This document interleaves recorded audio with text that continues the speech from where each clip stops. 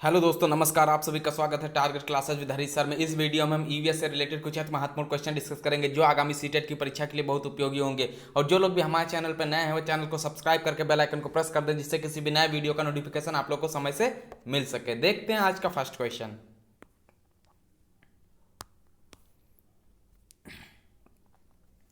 First question दिया है, निम्नलिखित समूहों में से उस समूह को चुनिए जिसमें खाना पकाने के तरीके के ढंग दिए गए हैं। यानी कौन कौन से तरीके जो दिए गए हैं उसमें से राइट होगा। यानी चार ऑप्शन दिए हैं, उसमें से एक सही होगा। पहला दिया हुआ है सेंक कर, उबाल कर, बेल कर। दूसरा दिया हुआ है तल कर, भिगो कर, भून कर। सी दिया हुआ है सेंक कर, तल कर, भून कर। और डी दिया हुआ है उबाल कर, गूंथ कर और भून कर। तो यहाँ पर राइट आंसर कौन सा हो जाएगा? राइट आंसर होगा ऑप्शन नंबर सी, यानी सेंक कर, तल कर और भून कर। यानी खाना पकाने का तरीका क्या है? सेंक कर, तल कर, भून कर खाना पकाया जा सकता है। नेक्स्ट क्वेश्चन देखते हैं, सेकंड। कक्षा 3 के विद्यार्थियों को भोजन का पाठ पढ़ाते समय अंजलि भोजन संबंधित आदतों में सांस्कृतिक क्षेत्रीय विविधता पर विशेष ध्यान देना चाहती है। यानी कक्षा 3 के विद्यार्थियों को भोजन का पाठ पढ़ाते समय अंजलि भोजन संबंधित आदतों में सांस्कृतिक क्षेत्रीय विविधता पर विशेष ध्यान देना चाहती है। नीचे दिए गए अधिगम अवसरों में से किसके द्वारा विद्यार्थियों को वांछित जानकारी दी जा सकती है? ये ऑप्शन है विभिन्न क्षेत्रों संस्कृतियों के भोजन को दर्शाने वाले चार्ट का उपयोग और उसकी व्याख्या करना। बी दिया हुआ है विभिन्न क्षेत्रों संस्कृतियों के विद्यार्थियों से उनके घरों में खाए जाने वाले भोजन मंगाकर प्रदर्शित करना और सहपाठियों से सूचनाओं का आदान प्रदान करना। सी ऑप्शन दिया हुआ है पाठ्य पुस्तक में विभिन्न प्रकार के भोजनों के विषय में दी गई जानकारी की ओर विस्तृत व्याख्या करना। यानी जो पाठ्य पुस्तक में दी गई भोजनों के विषय हैं उसके बारे में विस्तृत व्याख्या करना। और डी दिया हुआ है किसी बाहरी भोजन बनाने वाली व्यावसायिक एजेंसी को आग्रह करके विभिन्न क्षेत्रों संस्कृतियों के भोजन का प्रदर्शन करना।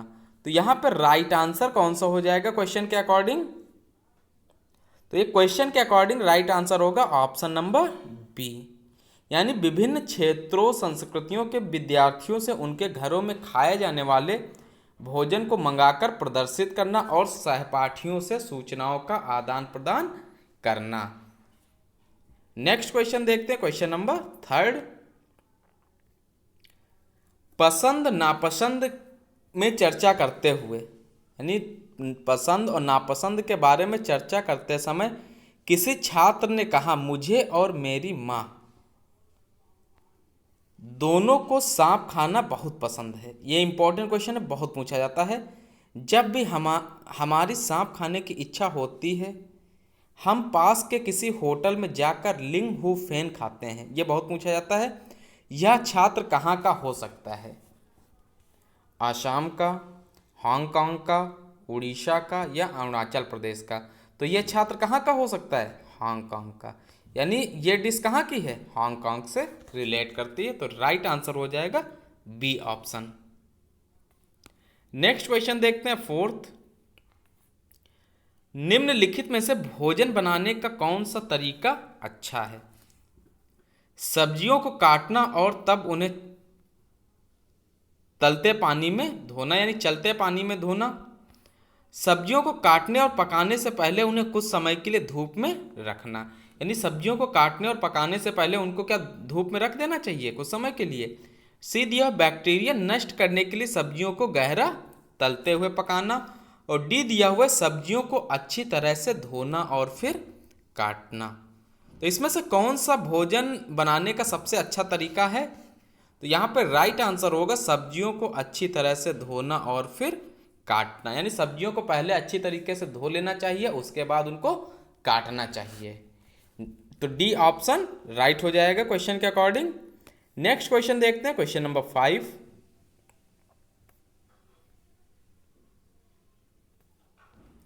यह पढ़ाते समय कि कुछ समय के लिए खाद्य पदार्थों को जिस तरह ताज़ा रखा जा सकता है राधा अपनी कक्षा में निम्नलिखित अनेक तकनीकी की परिगणना करती है। इसमें ABCD 4 कथन दिए हुए हैं। उसे कटोरी में रखती है तथा कटोरी को एक खुले बर्तन में रख देती है जिसमें ठंडा पानी है। B दिया हुआ है उसे एक गीले कपड़े में लपेट देती है। C दिया है उसे धूप में खुला फैला देती है। D दिया हुआ है उसे छोटे छोटे टुकड़ों में काटती है और अंधेरे में रख देती है। उपर्युक्त तकनीक B के लिए वह निम्नलिखित में से किस खाद्य पदार्थ की ओर संकेत कर रही है। यानी जो ये B दिया हुआ है इसके लिए वो किस खाद्य पदार्थ की ओर संकेत कर रही है। तो इस क्वेश्चन को एक बार फिर से रिपीट कर देते हैं, बहुत ही इंपॉर्टेंट क्वेश्चन है ये। यह पढ़ाते समय कि कुछ समय के लिए खाद्य पदार्थों को जिस तरह ताजा रखा जा सकता है, राधा अपनी कक्षा में निम्नलिखित अनेक तकनीकों का परिगणना करती है। उसे कटोरी में रखती है तथा कटोरी को एक खुले बर्तन में रख देती है जिसमें ठंडा पानी है। B है उसे एक गीले कपड़े में लपेट देती है। C दिया उसे धूप में खुला फैला देती है, उसे छोटे छोटे टुकड़ों में काटती है और अंधेरे में रख देती है। उपर्युक्त तकनीक के लिए वह निम्नलिखित में से किस खाद्य पदार्थ की ओर संकेत कर रही है। यानी जो B है इसके लिए कौन से खाद्य पदार्थ का उपयोग कर रही है, तो ये बताना है हमको।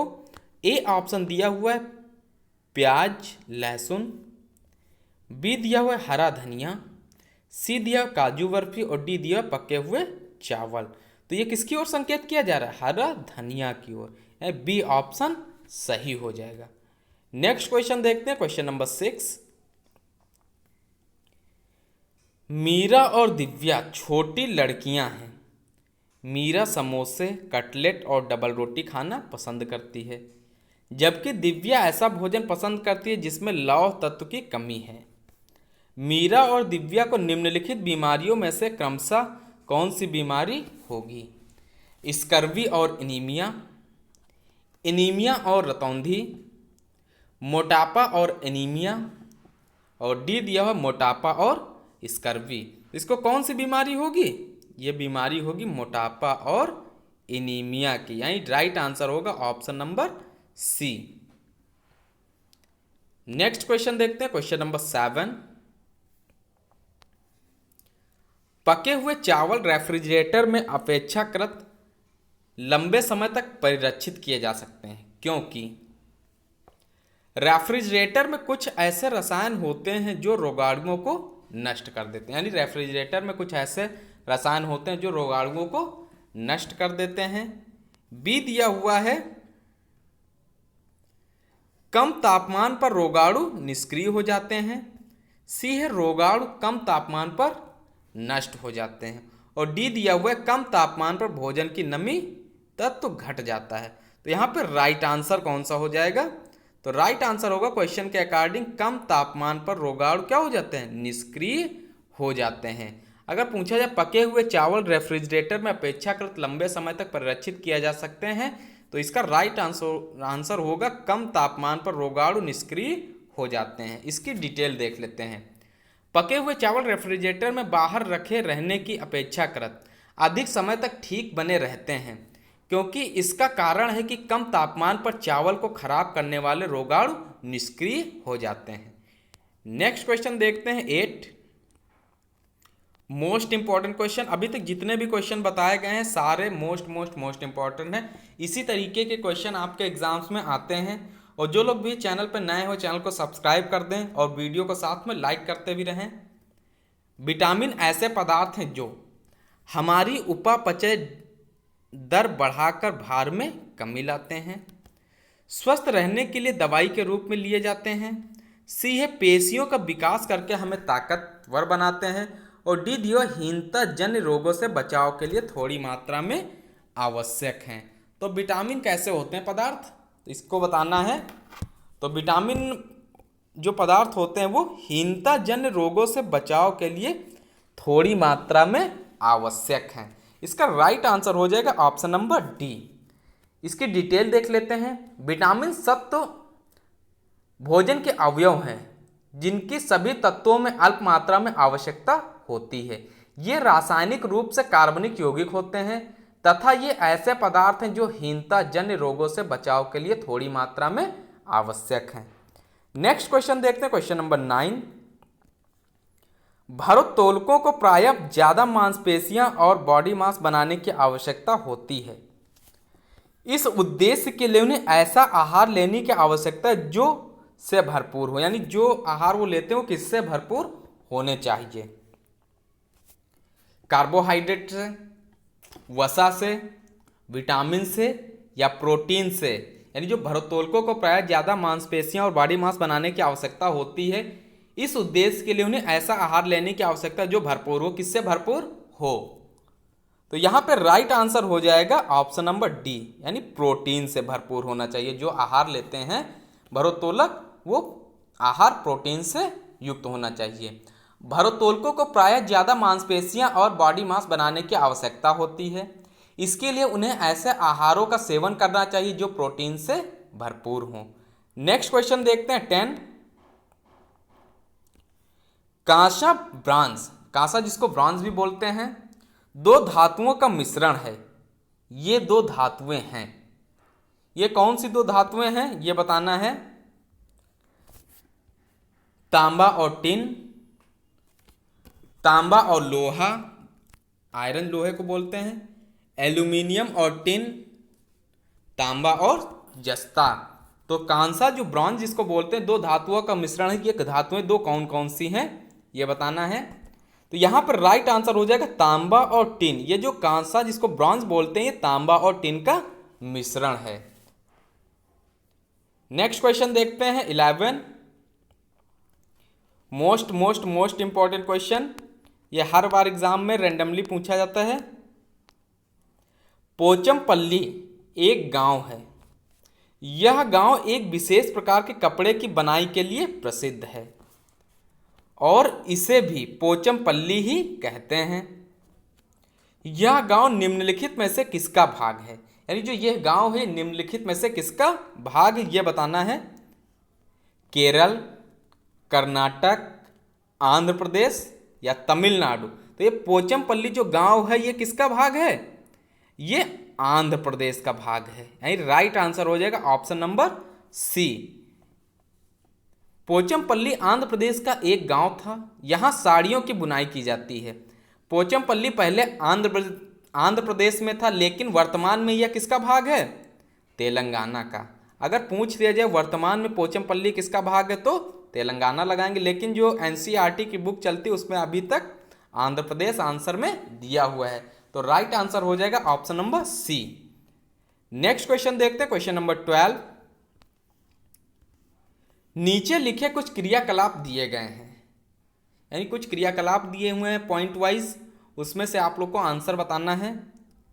खाने का उत्खनन यानी खुदाई बोलते हैं जिसको, बांधों का निर्माण, बाजार में बेचने के लिए पत्तियों एवं जड़ी बूटी इकट्ठी करना, डी है बांस से टोकरी बुनना, ई दिया हुआ है गिरे हुए पत्तों से पत्तल बनाना।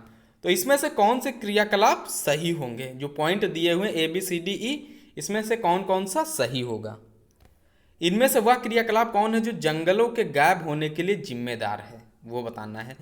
तो खानों का उत्खनन यानी खुदाई करना, ये जंगलों के गायब होने में सहायक है, ये जिम्मेदार है। बांधों का निर्माण, बाजार में बेचने के लिए पत्तियों एवं जड़ी बूटी इकट्ठा करना। और दूसरा है बांधों का निर्माण, ये भी क्या होगा, जंगलों के गायब होने के लिए जिम्मेदार है।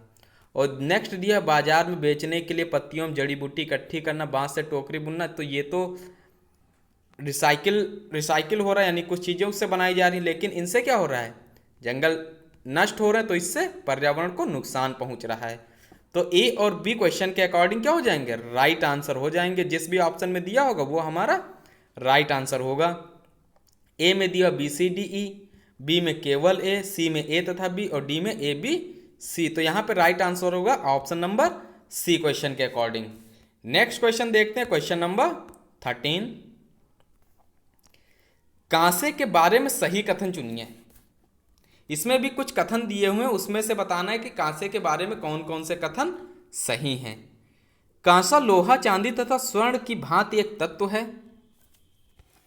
कांसे को तांबा तथा टिन से पिघलाकर तैयार किया जाता है। अभी पहले क्वेश्चन में हमने पढ़ा है, यानी इसके ऊपर 3-4 क्वेश्चंस के पहले हमने पढ़ा है कि कांसे को तांबा तथा टिन से पिघलाकर तैयार किया जाता है, यानी तांबा और टिन का कांसा क्या होता है, मिश्रण होता है। तो एक ऑप्शन तो यहाँ से मिल गया। सी देख लेते हैं और डी देख लेते हैं। कांसा अत्यंत मजबूत होता है और इससे तोप तथा मूर्ति, इसको बोलते बुत, स्टैचू, मूर्ति होता है, स्टैचू बनाई जाती है। और लास्ट दियो, कांसे के बर्तन एल्युमिनियम के बर्तनों की तुलना में हल्के और अधिक मजबूत होते हैं। तो राइट आंसर कौन सा हो जाएगा? एक तो सी ऑप्शन आपका राइट होगा यहाँ से। एक अभी हमने ऊपर बी ऑप्शन पढ़ा था, तांबा और टिन का क्या है, ये मिश्रण है। तो जिस ऑप्शन में बी और सी ऑप्शन होगा वो हमारा सही होगा। ए में दिया हुआ ए तथा सी, बी में दिया है बी तथा सी में दिया हुआ सी और डी में दिया है डी और ए। तो राइट आंसर क्वेश्चन के अकॉर्डिंग हो जाएगा ऑप्शन नंबर बी। अब वीडियो को पॉज करके आप लोग देख लीजिए, क्योंकि क्वेश्चन थोड़े बड़े हैं। इसी तरीके के क्वेश्चन सीटेट के एग्जाम में पूछे जाते हैं। नेक्स्ट क्वेश्चन देखते हैं, क्वेश्चन नंबर 14। निम्न में से पत्थर या लकड़ी से बने ढालू छतों वाले घर कहाँ पाए जाते हैं? यानी जो पत्थर और लकड़ी से ढालू छत वाले घर कहाँ पाए जाते हैं ये बताना है। मनाली, राजस्थान, असम या लद्दाख। तो ये इस तरीके के घर, पत्थर या लकड़ी से बने ढालू छतों वाले घर कहाँ पाए जाते हैं? ये पाए जाते हैं मनाली में। राइट आंसर होगा ऑप्शन नंबर ए, मनाली में इस तरीके के घर पाए जाते हैं। राजस्थान में घर जो पाए जाते हैं उसमें मिट्टी के घर होते हैं, जिनकी छतें कटीली झाड़ियों से छाई होती हैं। जिनकी छतें किससे बनाई जाती? कटीली झाड़ियों से छाई जाती हैं। ध्यान रखिएगा, राजस्थान में किस तरीके के घर पाए जाते हैं? मिट्टी के घर, जिनकी छतें कटीली झाड़ियों से छाई होती हैं। आसाम में जो घर पाए जाते हैं बांस के खंभों पर बने ऊंचे उठे हुए घर होते हैं। जो असम में घर पाए जाते हैं वो बांस के खंभों पर बने ऊंचे उठे हुए घर होते हैं। और लद्दाख में जो घर पाए जाते पत्थर के बने घर, जिनके फर्श और छतें लकड़ी की बनी होती हैं। इस बार के सीटेट के एग्जाम में लद्दाख से रिलेटेड क्वेश्चन आया था। तो ये घरों से रिलेटेड आपको चारों ऑप्शन बता दिए गए, एक बार रिपीट कर देते हैं। मनाली पूछा जाए तो पत्थर या लकड़ी से बने ढालू छतों वाले घर पाए जाते हैं, पूछा जाए तो मनाली में पाए जाते हैं। राजस्थान अगर पूछ लिया जाए तो राजस्थान में मिट्टी के घर, जिनकी छतें कटीली झाड़ियों से छाई होती हैं। आसाम में पूछा जाए तो आसाम में बांस के खंभों पर बने ऊंचे उठे हुए घर पाए जाते हैं। और लद्दाख के घर जो होते हैं पत्थर के बने घर, जिनके फर्श और छतें लकड़ी की बनी होती हैं। नेक्स्ट क्वेश्चन देखते हैं, क्वेश्चन नंबर 15। ये मोस्ट इंपॉर्टेंट क्वेश्चन है, इसमें से एक क्वेश्चन हर बार पूछा जाता है। 15 नंबर देख लेते हैं। निम्नलिखित में से कौन सा पक्षी कैक्टस पौधे के कांटों के बीच अपना घोंसला बनाता है? फाख्ता, शकरखोरा, बया या कलचिड़ी। तो यहां पर राइट आंसर हो जाएगा फाख्ता। जो फाख्ता पक्षी हो कैक्टस पौधे के कांटों के बीच में अपना घोंसला बनाता है। इसकी डिटेल देख लेते हैं। कैक्टस पौधों के कांटों के बीच अपना घोंसला फाख्ता पक्षी बनाता है। यह सामान्यतः कबूतर के नाम से जाना जाता है। जो फाख्ता है ये किस नाम से जाना जाता है? कबूतर के नाम से जाना जाता है। यह कोलंबीफॉर्म्स गढ़ एवं कोलंबिडी कुल का पक्षी है। यह भी ध्यान रखिएगा, कोलंबीफॉर्म्स गढ़ एवं कोलंबिडी कुल का पक्षी है। फाख्ता जो है ये किस कुल का पक्षी है? कोलंबिडी कुल और कोलंबीफॉर्म्स गढ़ का पक्षी है। और एक क्वेश्चन आया था, कौन सा पक्षी जो झटके के साथ में अपने गर्दन घुमा लेता है? ये आप लोगों को कमेंट के माध्यम से आंसर देना। इसके पहले की वीडियोस में हमने बताया हुआ है ये क्वेश्चन। नेक्स्ट देखते हैं 16 नंबर। निम्नलिखित में से कौन सा कीट मधुमक्खियों की भांति कॉलोनी बस्ती में एक साथ नहीं रहता है? यानी जो कौन सा कीट है जो मधुमक्खियों की भांति एक कॉलोनी में बस्ती में एक साथ नहीं रहता है? ततैया बर्रा, जिसको ततैया बोलें या बर्रा बोलें, चींटी, दीमक, मकड़ी। तो आप लोगों ने देखा होगा तो मधुमक्खी की भांति एक बस्ती या कॉलोनी में कौन नहीं रहता है? मकड़ी नहीं रहती है। यानी समूह के रूप में मकड़ी नहीं रहती है। और सामूहिक रूप से ततैया, बर्रा, चींटी, दीमक ये रहते हैं। तो यहां पर राइट आंसर होगा ऑप्शन नंबर डी, मकड़ी। नेक्स्ट क्वेश्चन देखते हैं 17। ग्रामीण क्षेत्र के मकानों के ढांचे वहां की जलवायु मौसम की स्थिति से संबंधित होते हैं। एक गांव के मकानों के लक्षण नीचे दिए गए हैं, यानी एक गांव के मकानों के लक्षण ये दिए गए हैं, इसमें से आपको बताना है ये किस राज्य के गांव हैं, किस राज्य के ये लक्षण जो दिए गए, जो मकान बनाए जाते हैं किस राज्य के हैं। मकान मजबूत बांस के खंभों पर बने होते हैं, अंदर से भी मकान लकड़ी से ही बने होते हैं, मकान जमीन से लगभग 3 मीटर से 3.5 मीटर की ऊंचाई पर बने होते हैं, मकानों की छतें ढालू होती हैं, जो मकानों की छतें होती हैं वो ढालू होती हैं। यदि इस गांव में भारी वर्षा होती तो यह गांव किस राज्य में होना चाहिए। ये एक गांव के जो मकान बने होते हैं गांव में, उसके लक्षण दिए हुए हैं और ये बताना है कि ये जो लक्षण दिए हैं ये किस प्रदेश में इस तरीके के मकान बने होते हैं। ऑप्शन देख लेते हैं एक बार। आसाम, उत्तर प्रदेश, राजस्थान, बिहार। तो एक बार क्वेश्चन फिर से रिपीट करते हैं, मोस्ट इंपॉर्टेंट क्वेश्चन है, इस तरीके से क्वेश्चन पूछे जाते हैं। मकान मजबूत बांस के खंभों पर बने होते हैं। नेक्स्ट दिया, अंदर से भी मकान लकड़ी से ही बने होते हैं। अभी हमने आपको बताया था जो बांस के खंभों पर बने ऊंचे उठे हुए घर होते हैं वो कहाँ पाए जाते हैं, आसाम में पाए जाते हैं। आसाम आपके आंसर में भी दिया हुआ है। और अंदर से भी मकान लकड़ी से ही बने होते हैं और मकान जमीन से लगभग 3 मीटर से 3.5 मीटर की ऊंचाई पर बने होते हैं, मकानों की छतें ढालू होती हैं। यदि इस गांव में भारी वर्षा होती तो यह गांव किस राज्य में होंगे, तो ये गांव किस राज्य में होंगे, आसाम राज्य में होंगे। अभी हमने बताया था कि आसाम राज्य के बारे में, तो ये जितने भी पॉइंट दिए हुए असम राज्य के गांव के बारे में दिए हुए हैं। अभी बताए थे एक मनाली गांव, मनाली राज्य के गांव की विशेषताएं, ये जो मकान वहां बने होते हैं मनाली में पत्थर या लकड़ी से बने ढालू छतों वाले घर होते हैं। राजस्थान में जो मिट्टी के घर जिनकी छतें कटीली झाड़ियों से छाई होती हैं। आसाम का उसमें पॉइंट में दिया हुआ था बांस के खंभों पर बने ऊंचे उठे हुए घर होते हैं। और लद्दाख में जो मकान बने होते उसकी पहचान होती पत्थर के बने घर जिनके फर्श और छतें लकड़ी की बनी होती हैं। नेक्स्ट क्वेश्चन देखते हैं, क्वेश्चन नंबर 18।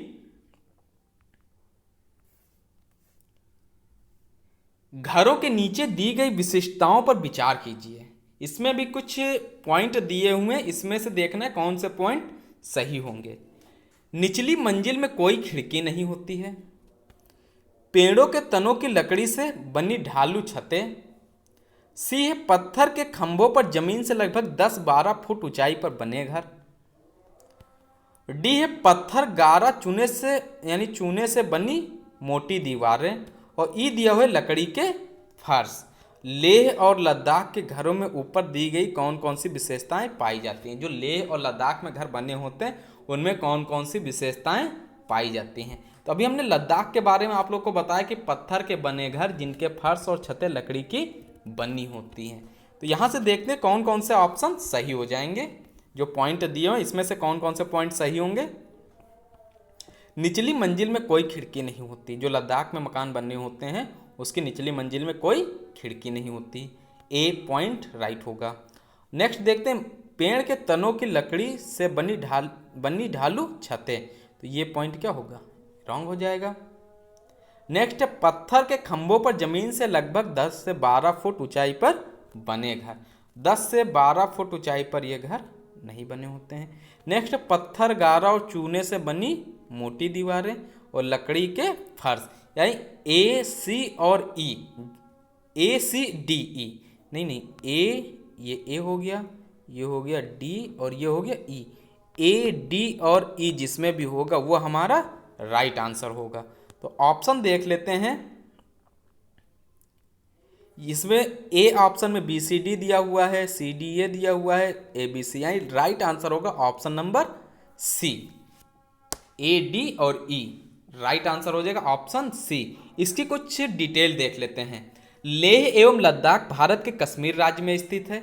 लेह एवं लद्दाख अभी भारत का केंद्र शासित प्रदेश बन गया है, जहां ठंड की अधिकता होती है तथा बर्फबारी भी होती है। यहाँ के घर मौसम के अनुकूल बनाए जाते हैं। यहाँ के घरों की विशेषताएं होती हैं घरों की निचली मंजिल में खिड़कियों का ना होना, पत्थर गारा और चूने से बनी मोटी दीवारें और लकड़ी का फर्श।